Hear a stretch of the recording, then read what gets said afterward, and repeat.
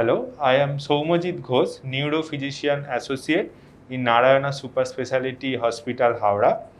Today we have with us Dr. Niloy Bishwas and Dr. Dilip Dotto, neurosurgeons, Narayana Super Speciality Hospital, Howrah. Now we will know about various aspects of brain tumor from them. I will begin by asking Dr. Bishwas, so what about the causes of brain tumor? Now, brain tumors, majority brain tumors, as we know, are what we call as sporadic, or that is, there is no known cause for the tumor. Brain tumors arise by some alterations in the genetic structure in our body. So, these tumors, they arise de novo on its own. However, some brain tumors, like about 10-15%, we have familial brain tumors. That is, these tumors, they run in the families. There is some family history of these brain tumors. There are certain situations, certain genetic conditions which predispose a certain person or his family members to develop these tumors. Also, few things may give rise to brain tumor, like radiation exposure to the head and neck region of the brain, maybe say for a thyroid cancer in the adolescent period, someone getting radiation, he may in later life go on to develop a brain tumor. But in our practice, what we majority see is that brain tumors, they arise, there is no predisposing cause, they just arise on its own. Okay. Now, Dr. Dotto, please tell us what are the symptoms of brain tumor. Yes, so this is a very common question. Like very commonly people ask, are there any early signs or early symptoms of brain tumor? Can we know that whether we have brain tumor, or are these symptoms, if I am having these features, do I have brain tumor? This is a very common question. So I should say the symptoms of brain tumor are very non-specific, like having headache, nausea, feeling like throwing up or really throwing up, like having vomiting. This itself can be symptoms of brain tumor. So, but we should clearly know that every headache or every nausea or every vomiting is not symptoms of brain tumor. So, if headache is associated with vomiting, or if in a recent onset headache in an adult patient, in an adult individual, if an individual is having headache recently and recurrent headache with associated nausea and vomiting, this directs more towards brain tumor. They can have brain tumor. Those are not definitive symptoms, but they can have those symptoms. Also, seizures like epilepsy or having fits, this can be symptoms of brain tumors. Like I was telling for headache, recent onset seizure or fits in adult is also a marker of brain tumor. Also, any difficulty in vision, any difficulty in seeing, any difficulty in hearing, any change of taste, or any difficulty in, like, difficulty memorizing things, any change in memory, any change in personality, any change in behavior, this all can be signs and symptoms of brain tumor. That's why we say that brain tumor is really, the symptoms are really vague. Today, this is the best time to discuss. Every year, 8 June, we celebrate as World Brain Tumor Awareness Day. So, initially, it was started by the German Brain Tumor Association to raise awareness about brain tumor. And every year, we try to create those awareness about brain tumor. That every headache, like I was saying, every headache is not brain tumor, but we should not ignore recurrent headache, recurrent vomiting, recurrent or any weakness, headache associated any with weakness of any limb, numbness, like feeling like my skin is feeling rough or it is feeling like tight. These symptoms itself can be symptoms of brain tumor. So, if any individual is having this type of features, he or she should immediately visit a physician or a neurophysician or a neurosurgeon. This is very important. We should not ignore those symptoms. Okay. Now, Dr. Vishwas, can you tell us how we diagnose brain tumor? Exactly. As Dr.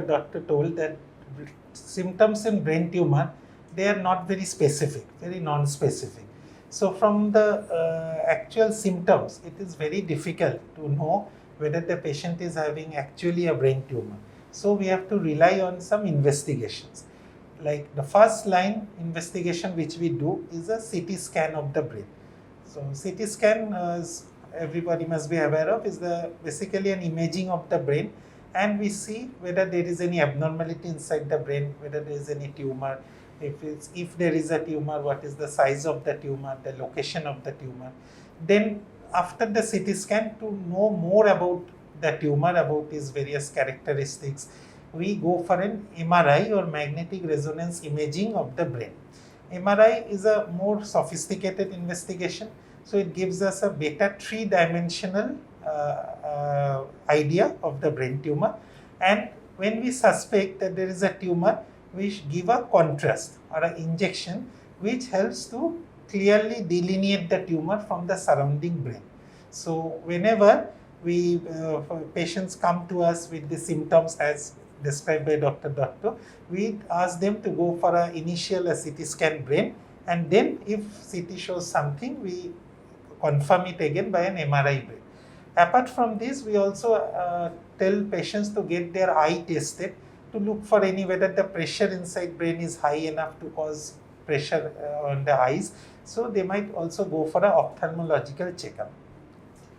Thank you, Dr. Vishwas. Now, Dr. Datta, can you tell us what are the management options we get? Yes, like in continuation with what Dr. Vishwas was telling us, once an individual is diagnosed with brain tumor, a lot of things needs to be done in management. Some more imaging studies are required. Now we have lots of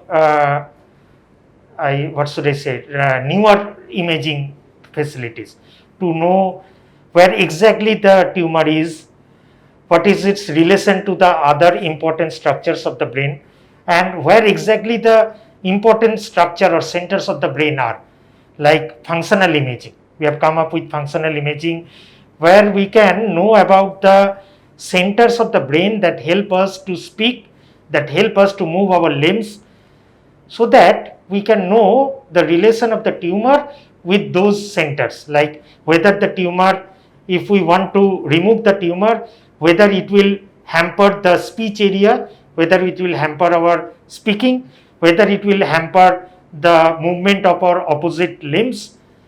So that needs to be delineated first. There are some blood tests we need to do before we jump to treatment. Some hormonal test needs to be done in case of like germ cell tumors. Some tests help us to diagnose so that we can prior to going to definitive treatment, we can know about the type of the tumor. Like other tumors or other cancers in other parts of the body, in brain we mostly don't rely on doing biopsies.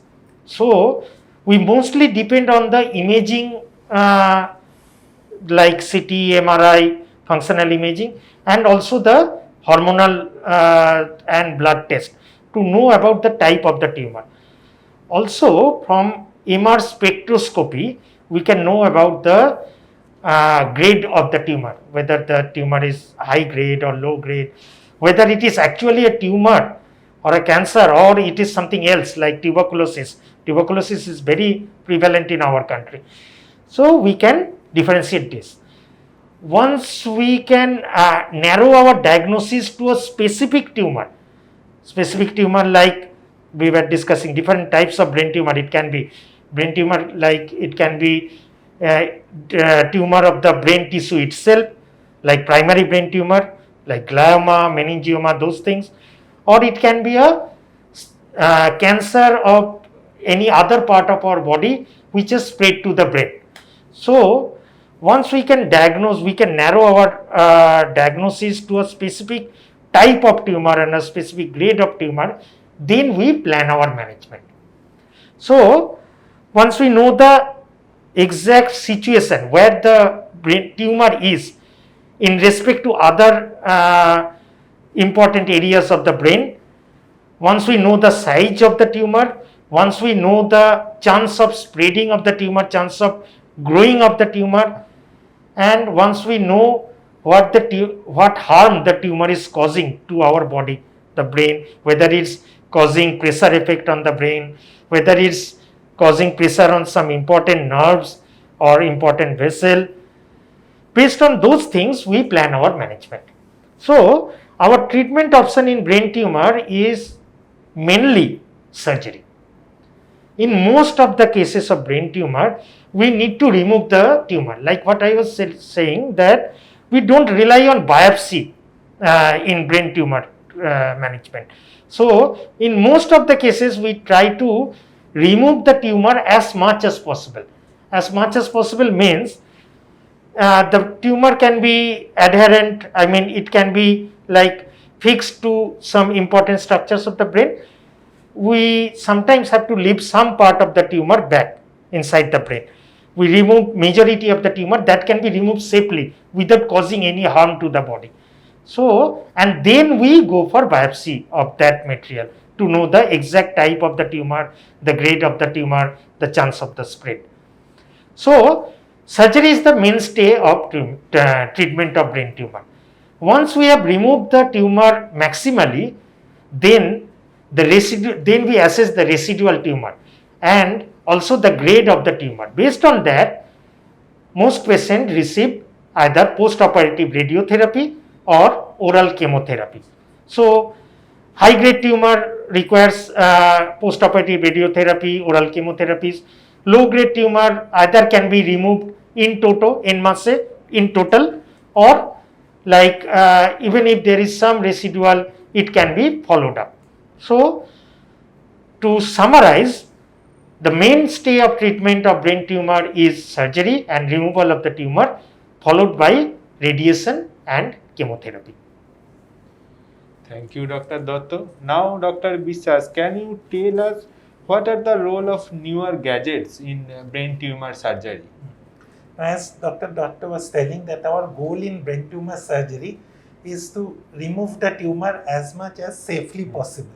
So we don't want that after the surgery the patient becomes paralyzed or the patient loses his vision or any such things happen. So our goal is to remove the tumor as much we can, but at the same time we should not add any extra deficit or extra morbidity to the patient. So in order to achieve this goal, we follow this principle of safe maximal resection. Now to ensure a safe maximal resection, what we need to do is that we need to identify the areas of the brain which are important for various functions, and we leave aside tumor which are involving those areas. Now to start with, first where we should cut the skull to reach the tumor. To know this, we use a computer assisted program which we call as neuronavigation. So first is neuronavigation. How it helps us? It helps us in that we can plan our skin incision, we can plan the part of bone, how much bone we will remove over the tumor by being guided by a software which tells us, that shows the tumor in a real time that this is the tumor and we are going to remove exactly the part of the skull overlying it. Next is, once the patient is anesthetized, how do we know that whether we are not destroying or causing damage to his nerves supplying his arms or legs or his speech area? So we do what we call as a neuromonitoring. Neuromonitoring means that during the surgery continuously we monitor feedback, we stimulate the brain, areas of the brain, and we see the feedback from the target organs. It may be a muscle in the arm or a muscle in the leg, it may be the muscles in the face, it may be our anal sphincter to know whether we are causing damage to those structures. So this will help us in identifying areas which we should not touch or damage during surgery. Also, we can go for directly stimulating the cortex during the surgery to know the areas which are vital for us and thus thereby avoid injuring those structures. So this to like neuronavigation, this functional neuromonitoring. Also, we can do brain tumor surgery by keeping the patient awake also, what we popularly know as awake craniotomy. Suppose a patient who is a professional singer and he is very concerned about his voice after surgery, and we see that the tumor is located very close to his speech area. So in order to preserve his speech area so that he can, after the surgery, he can go back to his profession, he can also sing again, we need to preserve his speech area. So in that case, what we do awake surgery. That is, during the tumor resection, the patient is awake, patient is fully conscious, patient can follow simple commands, he can read, he can also name things which are shown to him while the surgeons are actually removing the tumor. So this is very helpful in certain cases of tumors. So also we have special dyes which when introduced into the body will differentially color the tumor from the normal brain. So suppose the normal brain is greyish or yellowish, the tumor will appear as pink.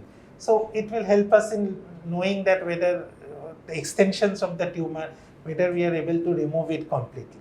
So similarly, these newer gadgets, they help us in two ways. Number one, they help us in going for more tumor resection. We can remove maximally the tumors because we are now more confident that we can preserve the important structures which are required to be for a normal functioning. Thank you, Dr. Biswas.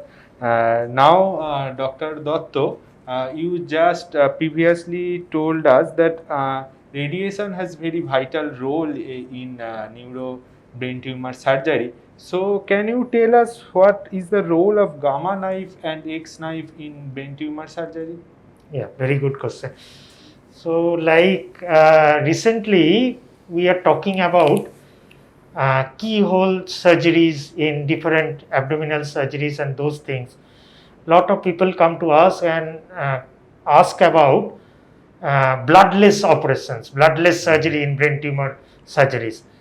What are those things? What are those type of knives you use so that you don't lose any blood? And those things are the radiation. Actually, those are radiotherapy, targeted radiotherapy. Gamma knife, X knife, these are different name of the same thing. The principle is same, but these are based on different types of radiotherapy machine, the types of procedure that is used to produce the radiation.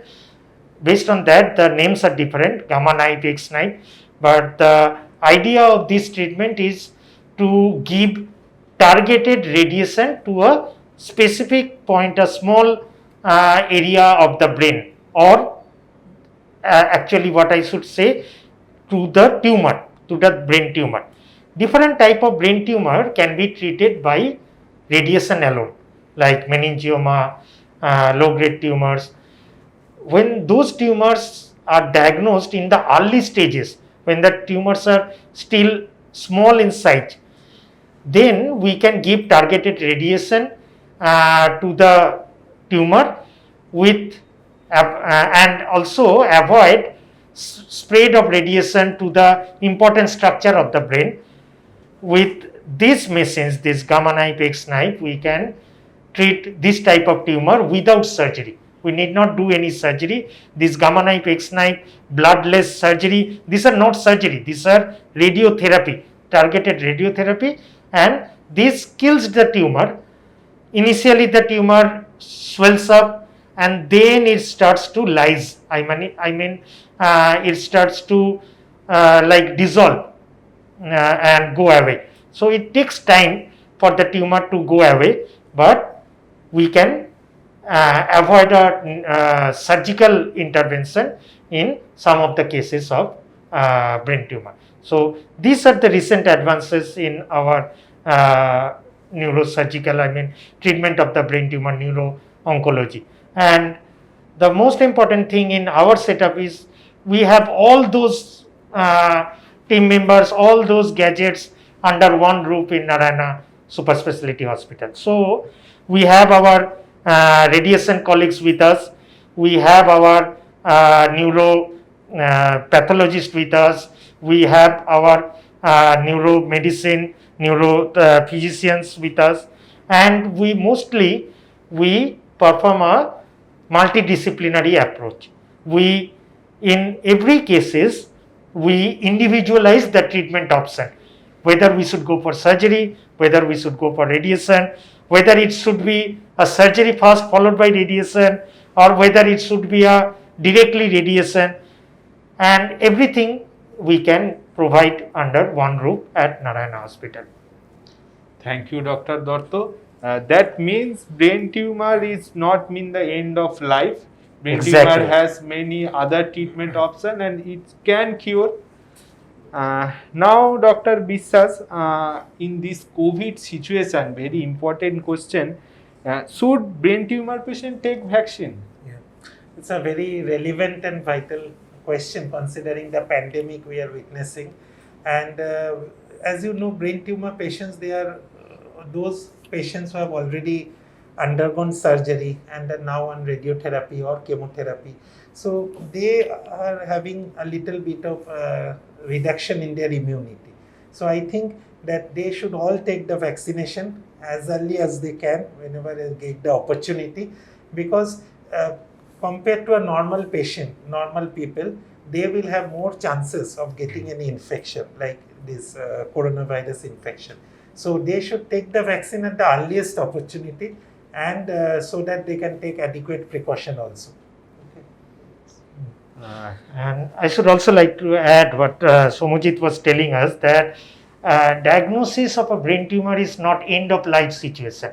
Yeah, like what we were discussing, there are different grades of tumor. Brain tumors can be benign tumors like non-cancerous, and malignant tumors. Some tumors are cancerous like malignant tumor, some tumors are benign, and in most of the benign cases, in many in a high percentage of benign brain tumor like meningiomas, we can remove whole of the tumor from the brain, and there is no chance of regrowth. Even if some of the tumor is left behind, the growth rate is so low, the tumor is very slow to grow, so that chance of getting those tumor again in the lifetime is very less. So in most of the cases, we can cure brain tumors. Even if in high grade tumors, there are lots of treatment options as we were discussing. So today our aim of discussion is to spread the awareness. That's what Somojit has raised, a very important point. Diagnosis of brain tumor is not end of life. It's just a diagnosis of what you are having, and how we neurophysicians, neurosurgeons can help you with in the long run in our journey, what we can name as a journey of brain tumor. So journey of brain tumor is not just jumping off the cliff. Journey of brain tumor is a journey towards a hill, a journey towards a new morning. In most of the cases, in lots of cases, we have treated patient, they have recovered from brain tumor, they have lived a long life. I mean, their full lifespan. Dr. Biswas should agree. Exactly. And earlier, as the norm was, as soon as we knew that some family member has got brain tumor, the diagnosis was the end of treatment. People will tell, what's the point in treating? Patient will get paralyzed, they will get bed bound. But now with this, all the modern developments, both in microsurgery and in this functional other things which we all discussed, now this surgery have become very safe. And also with multidisciplinary Exactly, approach. Disciplinary approach. Now all cases we do a joint tumor board to, as Dr. told. So basically the surgical mortality has come down a lot. Now brain tumor surgery is very safe, and patients do get back to normal life, even go back to their profession also. Before surgery, what like they were, they can go play, they can do everything, they can drive. So the message is, on the occasion of this World Brain Tumor Day, that if you have any of the symptoms which we discussed, and you should not delay or ignore it, consult your physician, neurologist, neurosurgeon, whoever you can get an appointment and discuss with him, do the test suggested and get yourself treated. The early we get to know, Exactly, the better it is for us, for you and for us. Definitely. Thank you, Dr. Dotto. Thank you, Dr. Vishwas.